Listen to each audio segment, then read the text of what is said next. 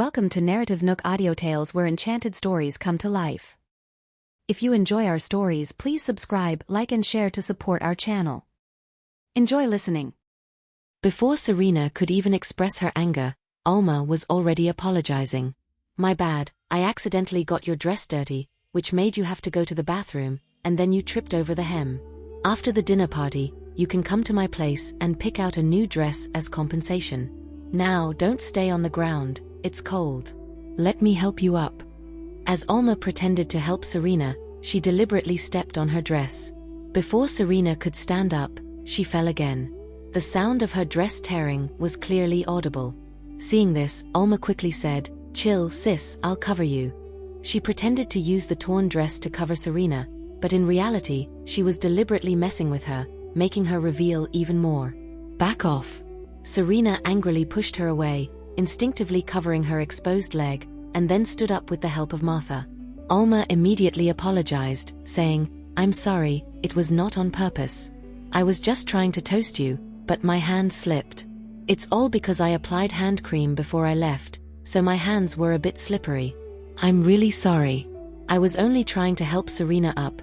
I didn't expect her to fall again." "I'm really sorry, Serena." Her apology seemed very sincere. She even handed her own shawl to Serena and said, "Serena, put this on first." Serena, furious, walked to the bathroom with her torn dress without giving Alma a second glance. Alma bit her lip in a wronged manner, holding the shawl in her hands, and said dejectedly, "Is Serena mad at me? Apologize to her properly when she comes out." After saying this, Beverly turned to Kenneth and Louisa with a smile and said, "I'm really sorry, this kid can be a bit of a klutz. I'll apologize for her. But after Serena comes out, whatever you want to do is fine. Alma didn't do it on purpose. Let's just forget it." Although Louisa felt sorry for Serena, the mother and daughter had already apologized, so she couldn't pursue it further. She could only say, "Martha, go get a spare dress from the car for Serena to change into, see if she's hurt, and if so, bring the first aid kit." "Okay." As Martha passed Alma, she deliberately stepped on her dress. Only Alma herself could feel it. Alma looked at Martha's retreating figure and thought, this old woman, Serena, was no longer part of the Collins family, yet she's still so loyal. Arabella could clearly see Alma's true colors, but it wasn't her problem. She casually enjoyed the food on her plate while chatting. In the dining hall, the waiter noticed that many guests were moving around different tables, eating food, causing the entire floor to become very chaotic. He went up to remind them, "I'm sorry, gentlemen, this table is not available." After saying this, he turned to the ladies next to him and said, "I'm sorry ladies, this area is not in service." What surprised him even more was that he saw an old lady about to let her 2-year-old grandson pee on the soil of the indoor plants. He immediately stepped forward to stop her. "I'm sorry ma'am, the bathroom is down the hall and to the left, about 200 meters away. Can't my grandson pee under this tree? He can't hold it anymore." 200 meters? That's too far, the old lady said, and the child had already peed, dirtying the soil and the carpet. "My nephew rented the entire hall, and we can't even sit? Are you overstepping?" A middle-aged man with a cigarette in his hand glared at the waiter discontentedly, slamming the table and demanding, "Call your manager over, I want to complain about you." Mr. Murphy only booked 11 tables, a total of 88 seats, excluding other areas. Even if you get the manager, the situation won't change. Unless Mr. Murphy pays more, you can only consume in that area. "What on earth are you blabbering about?" Atlee's uncle clearly didn't buy this story, with the relatives and friends around him adding fuel to the fire. "You're a low-ranked nobody, so I don't blame you for not knowing about booking the entire restaurant. But if you don't call your manager over today, don't blame us for not being polite." "That's right, call your manager. He needs to apologize to us personally." "What kind of attitude is that? You're just a waiter, yet you act so high and mighty. Who do you think you are, bossing us around?" One of them even blew smoke in the waiter's face, giving him a contemptuous look. "I'm sorry sir, smoking is not permitted here." The waiter maintained his composure. Mr. Murphy did not book the entire restaurant. "If you don't believe me, you can ask him. We have important guests today, and the manager is personally serving them in the private room and can't come over. We hope you can understand." What do you mean by that? Are you looking down on us? So only the guests in the private room are important?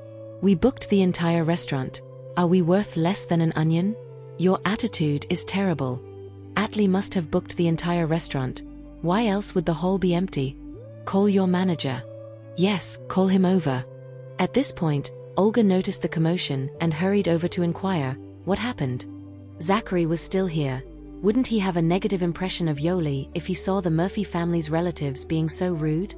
The relatives explained the situation to her, and the waiter added, "Ma'am, if it weren't for you and Mr. Murphy insisting that our manager serve you, he wouldn't be attending to other guests today." Now this area is a mess. The tables were littered with leftovers.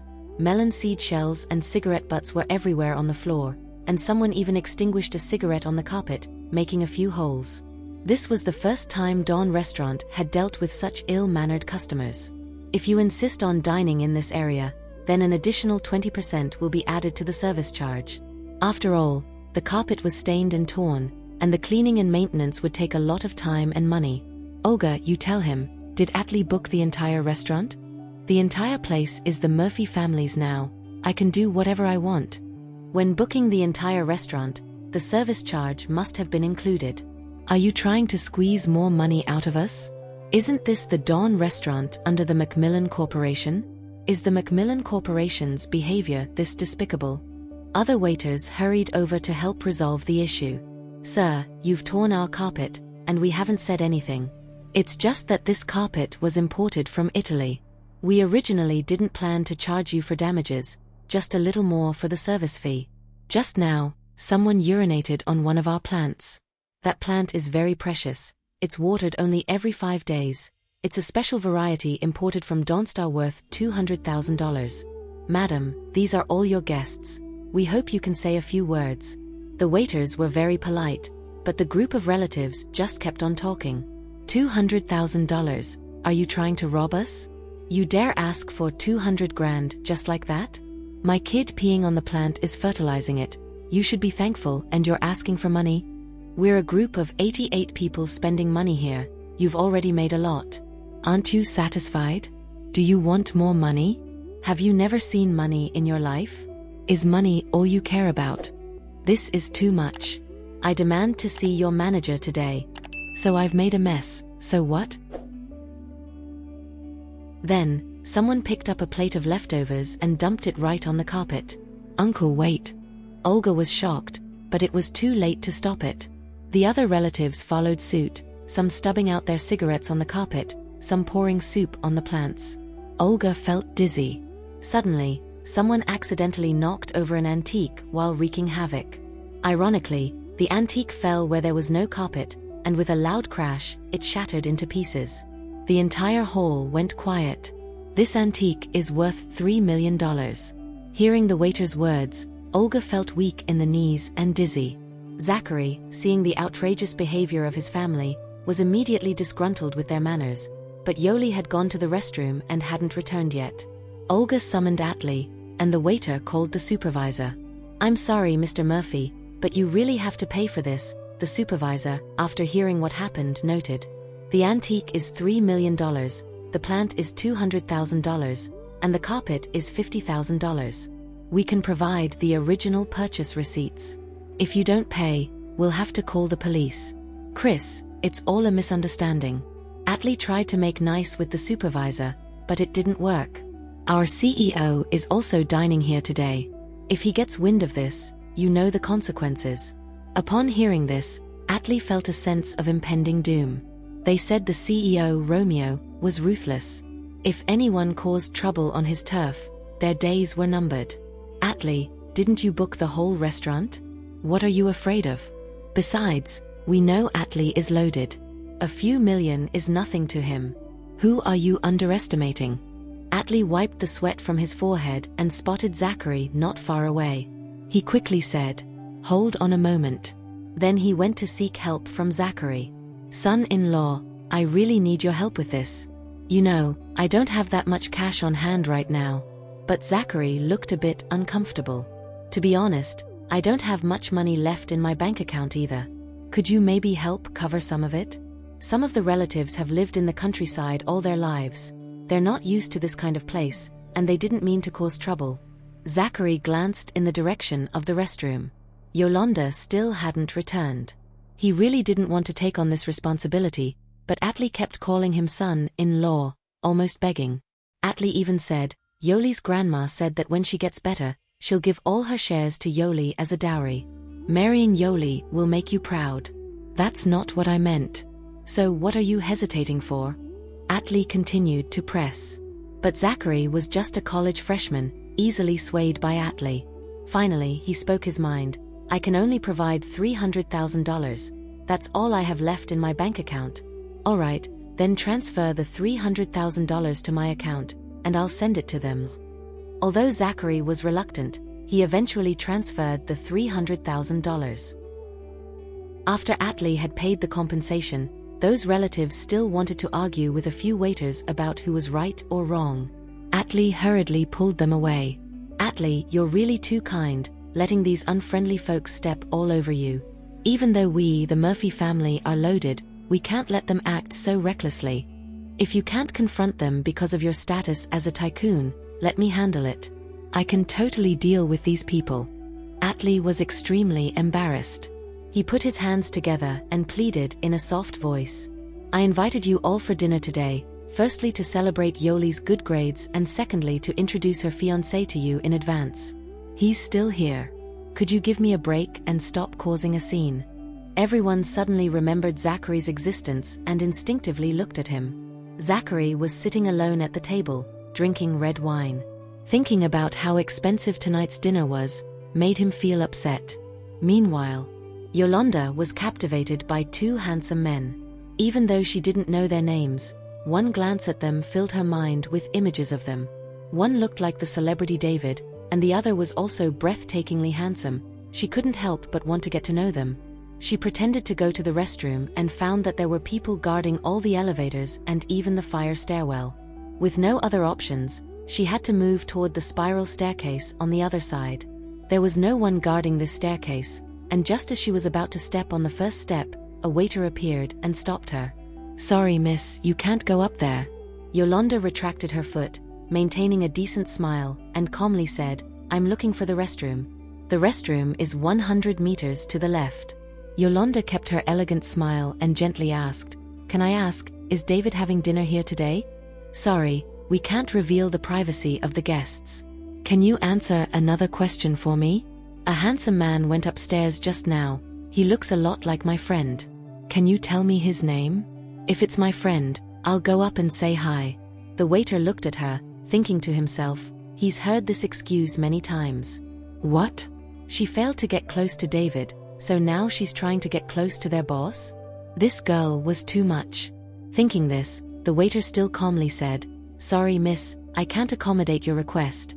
Yolanda glanced in the direction of the upper floor, not knowing when that handsome man would come down. If she could know his identity, that would be great.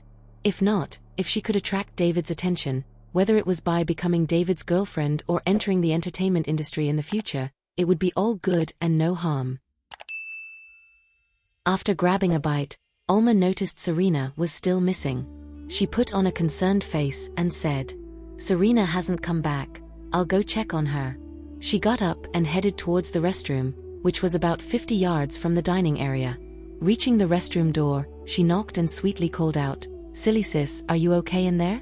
The restroom door was flung open angrily, and Serena splashed all the water from her hands onto Alma's face. Although Alma managed to block some of it with her hand, some water still got onto her makeup. You meanie. Serena, after splashing the water, was ready to slap Alma hard. But Alma effortlessly caught her wrist and said, You really think you're some kind of princess? She gave a cold laugh and arrogantly said, If it wasn't for Auntie's pity, you'd be on the streets like a homeless person by now. You can't even afford tonight's dinner, let alone bossing me around. You. Serena was so angry that she was grinding her teeth but couldn't find the words to retort. Her face turned red with anger. Do you really think the Collins family would side with you, an outsider, over one of their own? Alma looked at her with a gleeful smile, as if mocking her lowly status. Martha, who came out of the restroom with Serena's dress, couldn't help but say, Ms. Alma, please let go, you're hurting Serena. Before Alma could reply, Martha added with a stern face. Otherwise, I'll have to record this and show it to the master and mistress. You're really loyal to her. Alma let go disdainfully, brushing off her hands as if touching Serena was a dirty act. Serena saw all this and was furious. Serena, I'll settle our scores slowly. Don't leave this house too soon, or it won't be fun. As Alma was about to enter the restroom, she deliberately bumped into Martha's shoulder and glared at her. And you? Old grudges and new hatred, it's all going to be settled. Serena, let's go eat first. Martha, holding the dress, followed Serena and calmly reminded her. Tonight's dinner is about Miss Bella, so let's not cause any more trouble. It would leave a bad impression on the master and mistress, who would think you're deliberately ruining Miss Bella's party. There will be plenty of chances to get back at her later. Even she dares to bully me now. Serena was very angry. Not to mention the others in the Collins family. I can tell she has a grudge against Arabella, but she wouldn't dare bully Arabella in front of so many people. Why only bully me? Serena, you should know the difference between you and Miss Bella. Of course people will pick on the weaker one. Martha's words made Serena even more upset. Arabella, that woman, always had all the advantages. If she hadn't suddenly returned, Alma wouldn't have the courage to be so arrogant. After a while, she returned to her seat. Kenneth, Louisa, and David all immediately showed concern. Considering the bigger picture, she just said, "I'm fine," and then sneakily glanced at Romeo. Romeo was whispering something to Arabella with his head down. Arabella glared at him, a fake annoyance on her face. Romeo just gave a small smile, a doting expression that was envy-inducing. That's Romeo, and Arabella actually dared to glare at him like that. More importantly, he actually smiled, as if he were indulging Arabella's arrogance. Why? Why would such a great guy be charmed by Arabella? Just then, Alma came back. She hustled over to Beverly, grabbed her arm tightly, buried her face in her chest, and whimpered. Mom! She looked like she'd been done wrong big time. Seeing her, Serena couldn't help but feel pissed. If she didn't know the full story, they'd think she was the bad guy. What's up? Beverly looked down to see a handprint on her daughter's right cheek. If they didn't look closely, they'd think it was just makeup. Beverly had a hunch her daughter was up to something, so she went along with the act, raising her voice with concern. What happened to your face? All eyes were suddenly on them. Mom, don't ask. Alma kept her head down, her voice tainted with reproach, as if she didn't want anyone else to know. What happened? When Alma wouldn't spill, Beverly turned to Serena, asking gently, Alma went to see you just now. How did she come back like this? Do you know what happened? Serena was at a loss. How was she supposed to know what Alma was up to? Mom, it's not Serena's fault. Don't question her. Alma immediately stopped her, saying, I did this makeup myself. I thought it was fun. Who in their right mind would paint a handprint on their face? Beverly said, reaching out to touch her face. Ouch, it hurts. Don't touch. Alma teared up from the pain. At this point, everyone was looking at Serena in disbelief. Did Serena hit her? Beverly turned to Serena, saying tenderly, Serena, it's all because Alma was careless and dirtied your dress tonight. I'll apologize on her behalf, and later I'll take you shopping for a new dress. I wouldn't feel right otherwise. I didn't hit her. Serena felt wronged. Beverly sounded like she hit Alma because Alma dirtied her dress. But that wasn't the case at all. I didn't say you hit her, don't jump to conclusions. Beverly feigned a scolding smile, speaking softly. Don't rush, it's Alma's fault tonight. No, I really didn't hit her. I don't know what's with the handprint on her face. Serena said, turning to Kenneth and Louisa. Dad, Mom, I really didn't hit her. Louisa was also confused. Alma had gone to the restroom to check on Serena out of concern, and when she came back, she had a red handprint on her face that looked real, even wincing when Beverly touched it. Serena, what's going on? Louisa wouldn't condemn her own daughter, but she wouldn't cover for her if she made a mistake either. When Alma came to find me in the restroom, as soon as I opened the door, Serena suddenly remembered splashing water on her, smudging her makeup a bit. Did Alma mess up her own makeup? Did she really draw a handprint on herself while retouching her makeup? Was this to frame her? That little rascal. So what happened then? Louisa saw that she stopped without continuing, wondering if something serious and unspeakable had happened. Whatever Serena did to me, as long as she's not mad, it's okay. Mom, don't ask anymore. It will damage the harmony between us sisters and our family. Tonight's dinner is centered around Miss Bella, and Romeo is also present. Let's drop it. Before anyone else could speak, Alma continued, I'm really okay. Mom, don't ask anymore. The atmosphere was so good, now it's all changed. After she finished speaking, she casually tucked a loose strand of hair behind her ear. There's no way Beverly wouldn't notice the ulterior motive behind her daughter's move, and she asked, why is your hair wet too? It's 'cause it's so hot out, I'm just sweating. Anyway, it's got nothing to do with Serena, let's just eat. Alma tried to divert the topic and added in a low voice, let's not embarrass Bella. Serena was ticked off. Wasn't Alma's comment a sneaky way of implying that her wet hair and the mark on her face were Serena's doing? And she had the nerve to pretend to be considerate. What a joke. Serena couldn't hold back and blurted out, Mom, I swear I didn't hit her. That mark must be something she drew on herself. Martha can back me up. Didn't lay a finger on her. On one side, Serena was adamantly denying it, and on the other side, Alma was seemingly covering up for her. Everyone's sympathies were leaning towards Alma. Though Louisa doubted Serena would do such a thing, the evidence was right there. Surely they couldn't just accuse Alma of making a scene out of nothing? Can we please stop staring at me? Let's just eat. Alma couldn't handle the attention. If there's anything you want to say, let's talk about it after dinner. Arabella smirked, seeing right through Alma's act. The whole thing could be solved with a simple bottle of makeup remover to see who was lying. But Serena, in her anger, wasn't thinking straight. However, Arabella decided not to interfere with their sisterly spat and merely commented, this foie gras is pretty good. Upon hearing this, everyone quickly shifted their attention. David was puzzled. He believed Serena wouldn't hit anyone, but he also thought Alma was usually sweet and wouldn't be capable of such deception. He shook his head, not knowing what to think, and decided to plate food for them instead. Let's eat first. We can talk about this later. I swear I didn't hit her. Serena had never felt so wronged. Serena, nobody's saying you hit me. Let's drop it. Alma continued to whisper as she ate, serving food to Serena in an attempt to make peace. Serena was fuming. Serena, Bella just said the foie gras is tasty. What do you think? Alma asked with a smile. If you like it, I can get you some more. Serena was about to lose it. Meanwhile, Yolanda couldn't find any other way upstairs and had to return to the main hall. The hall was bustling, but she didn't notice. Her mind was preoccupied with how to cozy up to the two handsome guys. Yoli, why did it take you so long? Are you feeling sick? Zachary was relieved to see her return and asked softly. The dining room is so huge, I got a bit lost. Sorry for making you wait.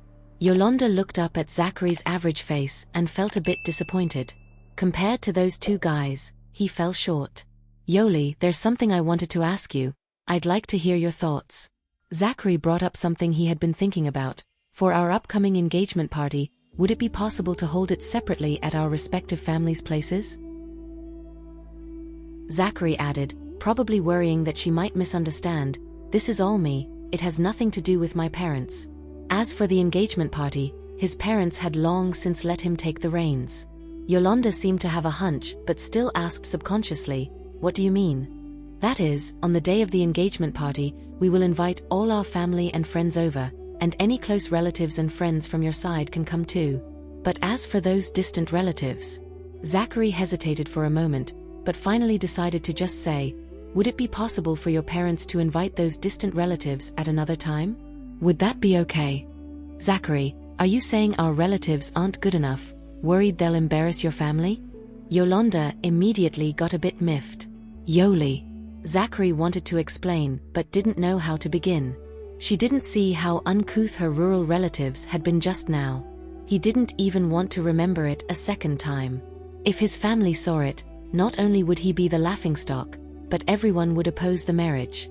He just didn't want things to get too awkward. If you look down on us Murphys, Zachary, then you don't have to worry about my future. Yolanda retorted angrily. Yoli, that's not what I meant. Zachary tried to explain quietly, it's because just now, everything that had happened was hard to put into words. He didn't want to embarrass Yoli. What happened just now? Did you feel ignored because I took too long in the restroom? Did you think I was deliberately ignoring you? Making you uncomfortable? Of course not. Zachary got a bit flustered and said, you should ask your parents. Yolanda didn't understand what had happened, but she had a bad feeling. Did something major happen while she was gone? After a while, Zachary poured himself a drink and said, I promised you before, after the engagement party, I would buy you a Porsche. That might have to be put on hold. What did he mean? Was he not going to marry her anymore? Was he not willing to spend the money? Did he think he was superior? Did he look down on her? Those two guys were really good looking, but she didn't say it to provoke him or protect his ego. He didn't really think he was that great, did he? Zachary watched her expression turn sour and patiently explained, I just transferred all my personal savings to your father. Yolanda was taken aback. What did he mean? Why did he transfer money to her father? And so much at once? Seeing that Zachary didn't plan to say more, she went to her father, Atlee. After learning the truth, she realized how inappropriate her relative's behavior had been. Meanwhile, David was serving food to Arabella when his phone vibrated. It was his manager, saying he needed him to come over. Bella, I have some things to take care of. You just stay here and eat. David gently patted Arabella's head, then turned to Romeo and said, take good care of Bella. If she's not happy. He waved his fist, seemingly threatening him. Watch out, I'll punch you. Romeo's lips curled up slightly, seemingly interested in this threat. He asked, you think you can beat me? David instantly felt insulted. Don't underestimate me. Fights aren't just about the size of your fist, but the strength behind it. Oh. Romeo's grin grew wider. I feel like I'm totally being underestimated here. David grumbled to himself. Let me give you a lift home, David. This proposal lit up David's eyes, and he looked at Arabella excitedly. But you haven't finished your meal. I'm already full. While David was thrilled, he didn't forget to warn Romeo, don't you dare follow us. Finally, he had a chance to spend some alone time with his sister. Even if it was just for a little while. David walked out shoulder to shoulder with Arabella, looking as pumped as if he'd just won the lottery. Bella, is there anything you want to know about the entertainment industry? I can tell you everything I know. David said it indulgently. Not interested? That's cool, I can tell you something else. He chatted with Arabella about all kinds of celebrity gossip from the moment they stepped into the elevator until they reached the lobby. Yolanda was about to thank Zachary when she spotted David out of the corner of her eye. There he was, not wearing sunglasses, with his cap on backwards, dressed in trendy clothes, chatting joyfully with a girl. And that girl was Arabella. Yolanda's eyes widened in disbelief. She rubbed her eyes and looked again. It was indeed Arabella. Do you find this funny, ha ha ha? David was laughing heartily. Arabella was amused by his silliness and nodded. Yeah, it's funny. Right? I have another funny story to tell you. David began to spill more industry gossip. Yolanda couldn't believe it. International superstar David was chatting and laughing with Arabella so intimately. Were they dating? The thought shocked her. She covered her mouth, unable to believe this was real. Could it be that Arabella was invited to the dinner because of David? He was a superstar, and it was common for him to book a whole restaurant. But what made Arabella worthy of being with such a perfect man? Even if she was the founder of QY, she wasn't qualified. Yolanda clenched her fists, her eyes reddening with jealousy. Only after they had left did she approach Zachary. Although Zachary had given $300,000, Yolanda had no interest in his ordinary face. She regretted that she had made her move too soon. Zachary, my dad told me what happened. I'm really sorry that my relatives have caused you trouble. She bit her lip and said, I'll find a way to pay you back those $300,000. Even though she said this, Yolanda had no intention of repaying the money. She just wanted to leave a good impression on Zachary. I can't possibly take your money. I hope you're not mad about my earlier proposal. I just wanted to make my relatives like you more. I know, I've talked to my dad about it. We'll have separate engagement parties, and those distant relatives will be invited by my dad at another time. Seeing her say this, Zachary finally smiled. On the other side, Arabella had just dropped off David and returned to the private room. Everyone asked her if she wanted to eat anything, but she said she was full and couldn't eat another bite. Kenneth and Lucas then started arguing about who should pick up the tab. I organized this dinner, so I should be the one to pay. I'm Bella's uncle. Can't you let me show some generosity? I want Bella to have a good impression of me too. You've already given Bella gifts and a bank card. There's no way we're letting you pay for this meal. Are you being polite to me again? I'm telling you, I must pay for this meal tonight. Otherwise, my wife will punish me when I get home. Seeing the two brothers bickering endlessly, Louisa smiled at Arabella and said, Bella, why don't you see Romeo out first? We'll wait for you at the door. All right. As Romeo walked through the lobby with his arm around Arabella's shoulders, Yolanda's mouth hung open wide enough to fit 2 eggs. Wasn't that the man she'd been pining for? He was actually walking arm in arm with Arabella, whispering something to her. And Arabella was smiling brightly, her eyes were flirting with him. Hadn't she just been hugging David? That was way out of line. She was dating 2 guys at the same time. How shameless. The real question was, how did she manage it? She had 2 amazing guys attracted to her, and they didn't even notice each other. They were dining in the same restaurant but didn't realize each other's presence. That was simply mind-blowing. Seeing them leave the restaurant, Yolanda immediately stood up and said, Zachary, I need to use the restroom. Again? Zachary wanted to ask if she was feeling unwell, but he noticed that she was headed in the opposite direction of the restroom. Where was she going? Was she stepping out for some fresh air? Was something bothering her tonight? Yolanda hurried outside the restaurant, and from a distance, she saw Romeo, under the dim light, holding Arabella's face in his hands and kissing her passionately. She covered her mouth, unable to believe what she was seeing. Their affection, it seemed, was deeper than she had imagined. Romeo was greedily enjoying the sweet taste of the girl's lips. After a while, he reluctantly let go, saying, I wish I could take you home. But Arabella seemed more indifferent than him. I'll take our car home later, you can leave first. Leaving me alone again. His tone sounded a bit melancholic. Arabella sighed and said, behave. Then give me some compensation. Arabella couldn't help but laugh at his constant requests for compensation. She smiled, tiptoed, and landed a kiss on his lips. Is that enough for you? Romeo held her tighter, as if he hadn't had enough. It's too little. Can I have more? Arabella tiptoed again and gave him another kiss. Romeo's passion was ignited by her. He held her head and gave her a long, deep kiss. Yolanda, hiding nearby, watched their deep kisses and cursed in her mind. Her teasing and rejecting tactics were clear as day. Suddenly, an idea popped into Yolanda's head. She took out her phone and snapped a picture. She would definitely show this to Romeo, or maybe David, when the opportunity presented itself. To show them just how cunning and manipulative this woman was. Thank you for listening. If you have enjoyed this story, please like and share so others can see it too. Also hit the subscription button and notification bell so you can be notified on our next release. Thank you for your support. God bless you.